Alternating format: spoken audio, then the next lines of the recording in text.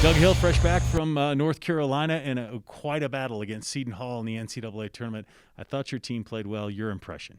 Yeah, it was a battle. I was hoping not to see you this early. I was hoping to stay out there a couple more rounds because it's the first time they had the NCAA tournament all in one site. So there was 4 sites in North Carolina. We flew in to Matthews, which is right in Charlotte, North Carolina. And like you said, the boys battled. They gave everything they had. Couldn't be prouder of. I think we had some arsenal to our warfighter cadets that are going to become officers. Couldn't be proud the way they came in the second half. We were a little bit under the weather in the first half.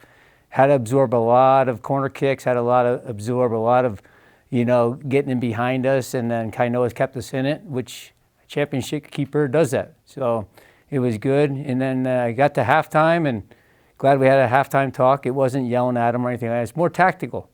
They have big trees in the middle. They have a 6'5" defensive center back. They have a 6'3" guy and a 6'4" guy. So serving the ball in there is not going to help us. Getting around the sides. And I think the momentum changed a little bit in the second half.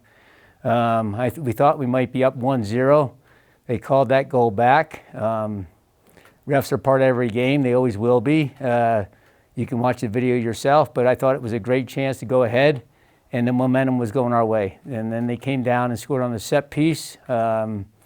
They had too many set pieces, and you can only defend so many. And their guy, I think there was a deflection. Their number 20, the guy that's 6'5", kind of put a little nudge on it and got past Kainoa.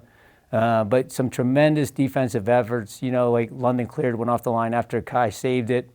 And I couldn't be prouder of the way we defended. And then started attacking.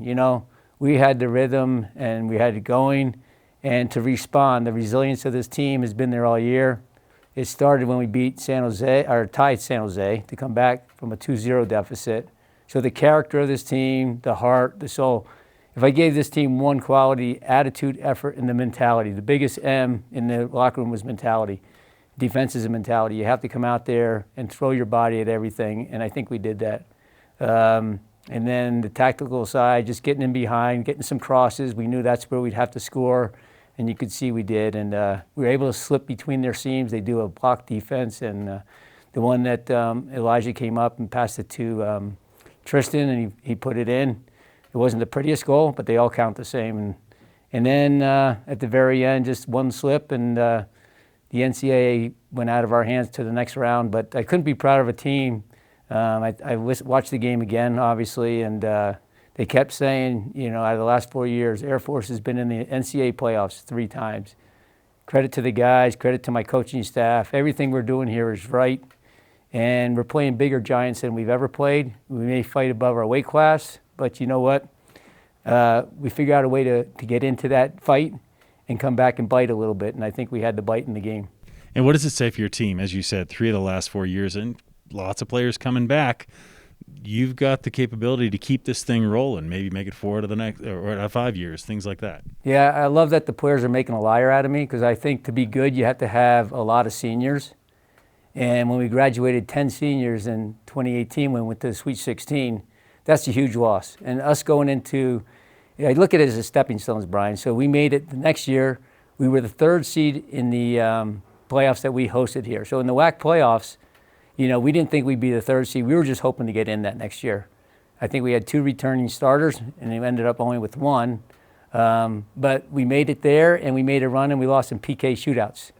This year, we had 4 seniors, 2 starters, and we get into the NCAA playoffs by winning the WAC championship out in the tournament. So I'm glad they're making liars of me. We got more seniors, so I think we got something going, and the belief. I think anytime you take a team to the playoffs, you can get another bite, you're going to go further the next year. So that's obviously 204 teams trying to get into the NCAAs. This year there's only 36 that made it, and we played in that second round, which was 32.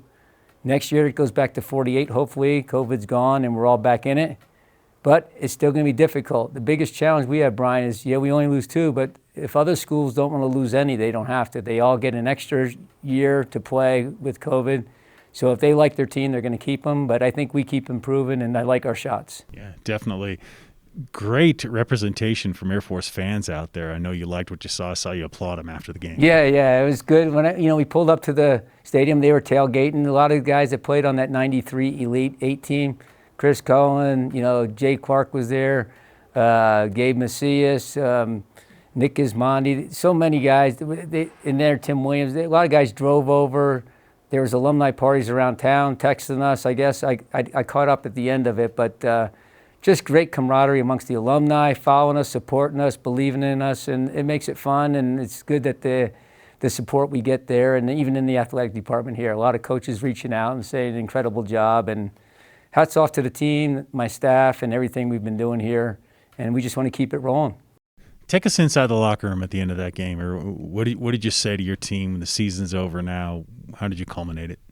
You know, the first thing I always do is I congratulate the seniors for getting us there, because there has to be some type of leadership, and there had to be some type of change. You know, we were 1-4 coming into a run that we needed to basically win 3 games in the rest of our seasons and 3 games in the conference. That takes a lot of leadership, a lot of buying in, believing. Max Soul had to sit out his junior year, and he played his heart out. And, you know, he's not an outside mid, but the way he was playing after he got hurt on that, when he crossed and he slid, and I think he dislocated his shoulder a little bit, Coach, can I go back in? That's the guy you want to go to war with. That's the guy you want to fight with. The belief in those guys. Reese Cook leaving on the mound. There's tears. There should be tears. You know, you work that hard and don't get the results you want, there's going to be tears. But the smile on my face is what they did and what they'd accomplished. You know, he's still grinding out here at the academy academically. Reese Cook's on the other end. He's got a 3.5, getting the high achievement awards. But great leadership from him as a captain for us. In the locker room, quiet, you know. What do you say? I don't have a lot to say to the team after we lose. There's only one team that's happy in the NCAA playoffs. That's the team that wins it. Everybody else goes home wanting one more game. We wanted one more game. Hopefully next year we can do all the right things during the season and then catapult that into the conference playoff and then hopefully end up with a bid.